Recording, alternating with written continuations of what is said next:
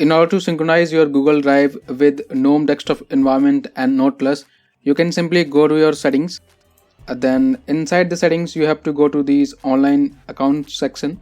Here you can click on Google if you have not signed in, and if you have already signed in, then you will find this option here. So if you are doing for the first time, then click on the Google account and sign in your account here. After the signing in, you will get something like this option here. You click on it and you will get this window. Here you can synchronize all the features that are available. So for example, if you want to synchronize your calendar, you can synchronize your mail, contacts, documents, and here is an option for files.